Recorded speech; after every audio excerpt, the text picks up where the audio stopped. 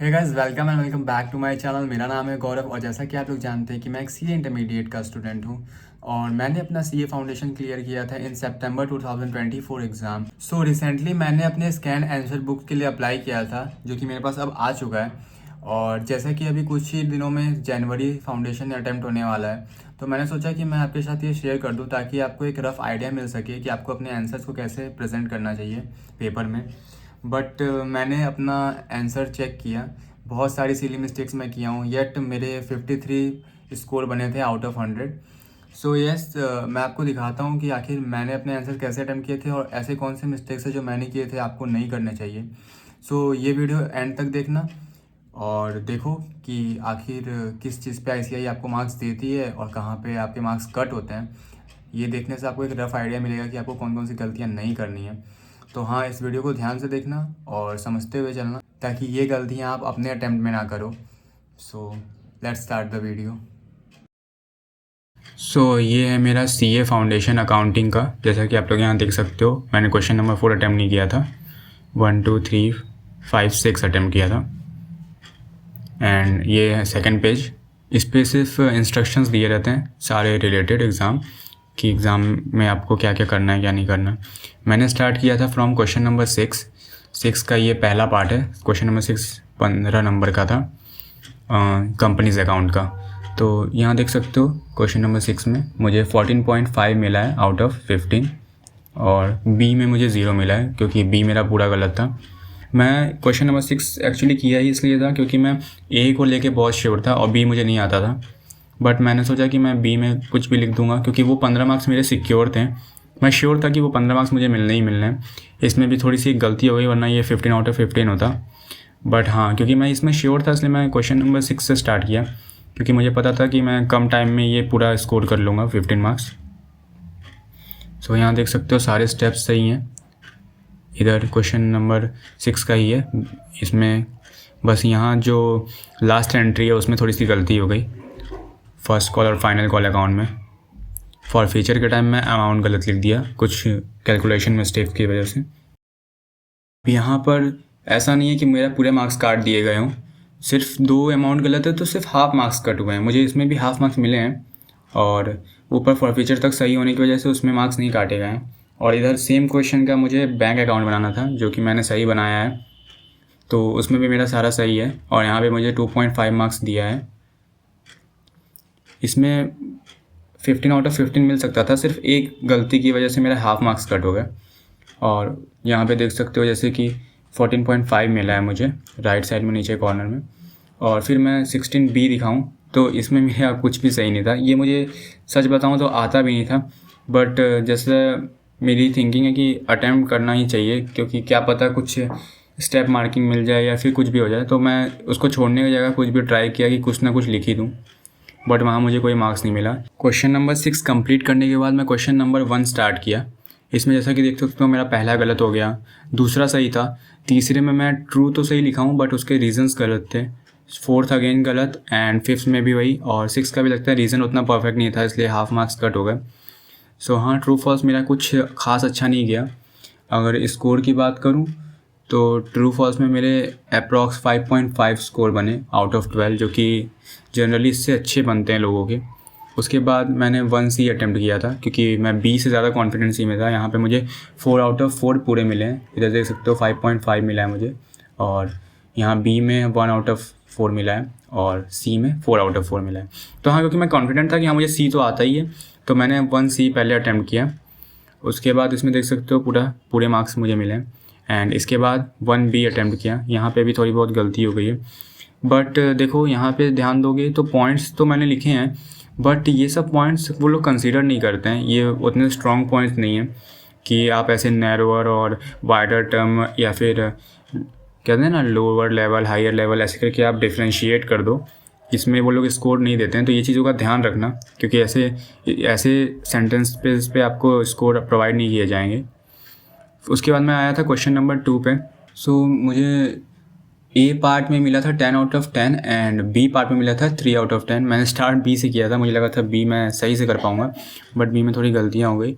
यहाँ मुझे 2B में सिर्फ 3 मार्क्स मिले, बल्कि 2B था 10 मार्क्स का, यानी 7 मार्क्स कट गए यहाँ पे। अकाउंट बनाने में थोड़ी गलतियाँ हो गई थी। यहाँ बैंक और बैंक डेब्ट में बैलेंस बहुत गलत निकाला हूँ। पर यहाँ भी देखोगे तो क्योंकि मैं अकाउंट बनाया हूँ जो कि प्रोवाइडेड रहता है आपको, उसमें आपको बस वैल्यूज़ पुट करनी रहती हैं, उसमें मुझे 3 मार्क्स मिले हैं। तो स्टेप मार्किंग तो होती है क्योंकि यहाँ मेरे पूरे मार्क्स कर सकते थे। यहाँ वर्किंग नोट बनाया हूँ, उस पर भी शायद 2 मार्क्स मिले मुझे। तो अकाउंट बनाओ तो तुमको स्टेप मार्किंग तो मिलती ही है। उसके बाद उसी का ये पार्ट है जनरल एंट्री का। यहाँ मैं एंट्रीज़ में भी बहुत सारी गलतियाँ कर दिया हूँ। मैं मतलब ये तो बहुत सिली मिस्टेक कर दिया, यहाँ मुझे गलती करनी नहीं चाहिए थी। मैं अलग ही पर्सपेक्टिव से बना दिया, बिल्स रिसीवेबल बिल्स पेएबल सब मिक्स हो गया था मेरा, थोड़ा सा इसकी वजह से गलती हो गई। वैल्यूज़ तो निकाल लिया था बट ठीक है, अब क्या बोल सकते हैं। उसके बाद मैं 2B किया था। ये तो मैं पक्का श्योर था कि मुझे इसमें पूरे मार्क्स मिलने, क्योंकि बैंक रिकॉन्सिलेशन स्टेटमेंट तुम लोग भी पढ़े होंगे। जिसको समझ आ गया होगा वो इसमें तो श्योर ही रहता है कि हाँ यहाँ तो उसके मार्क्स कन्फर्म ही हैं। तो यहाँ मुझे पूरे मार्क्स मिलते हैं 10 आउट ऑफ 10। नेक्स्ट मैंने स्टार्ट किया था क्वेश्चन नंबर 3। क्वेश्चन नंबर 3 सच बताऊँ तो मेरा कुछ खास अच्छा गया नहीं। इसमें मैंने सिर्फ स्कोर किया 8 आउट ऑफ 20। और मैंने स्टार्ट किया था ए पार्ट से, इसमें रिवैल्यूएशन अकाउंट और पार्टनर्स कैपिटल बनाना था। सच बताऊँ तो ये भी गलती मुझे करनी नहीं चाहिए थी, बट इसमें बहुत सारी सिली मिस्टेक्स हो गई। लास्ट टाइम पे मैं पार्टनरशिप और ये सब प्रैक्टिस नहीं कर पाया था, जिसकी वजह से थोड़ा सा मैसअप हो गया थिंग्स। मैं वैल्यू निकाल ही नहीं पाया। यहाँ पे भी देखोगे तो रिवैल्यूएशन का बैलेंस भी गलत आया है, क्योंकि मैं रिवैल्यूएशन भी गलत किया हूँ।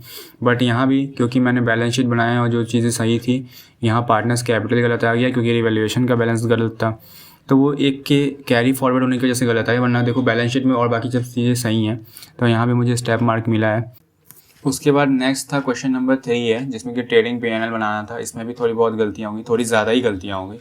3A में तो मतलब कि मुझे सिर्फ 3 मार्क्स मिला। बट यहाँ भी देखोगे तो स्टेप मार्किंग मिली है। मतलब कि अब मैं गलत ही किया हूँ तो मैं उसको डिफेंड क्या ही करूँ, बट अगर सही से देखा जाए तो हाँ स्टेप मार्किंग तो मिली है।